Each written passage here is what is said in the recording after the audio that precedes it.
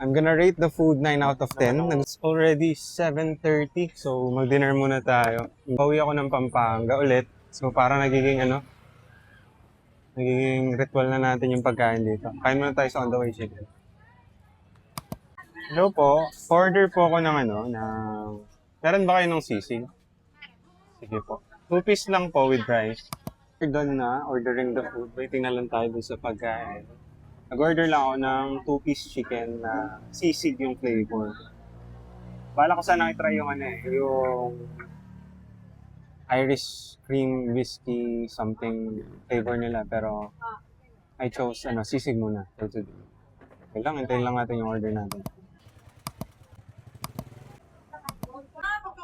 Not really sure if it's just me, pero parang nagbago yung tables and chairs nila. Pero mas okay yung feeling ko mas okay yung setup nila ngayon. Receive the order na.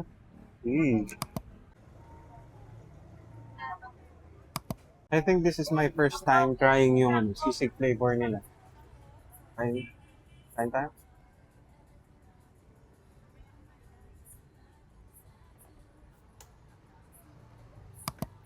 Second bite.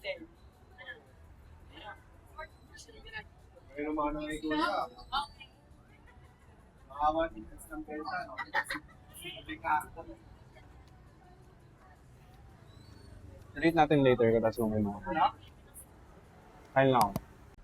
We are done eating na. We're gonna rate the food. I'm gonna rate the food 9 out of 10. Nagustuhan ko yung sisig nila. And na-meet ko yung one of the owners, which is nagbigay siya sa akin ng isang niluluto pa lang nila na menu, which is this. Thank you. And nag-enjoy akong kausapin siya. Sabi rin siya ng secret menu nila na susubukan natin sa susunod nating pagpunta doon. I enjoyed the food. I enjoyed talking with one of the owners. Yun lang. Uwi na ako ng Pampanga. Share love. Peace out.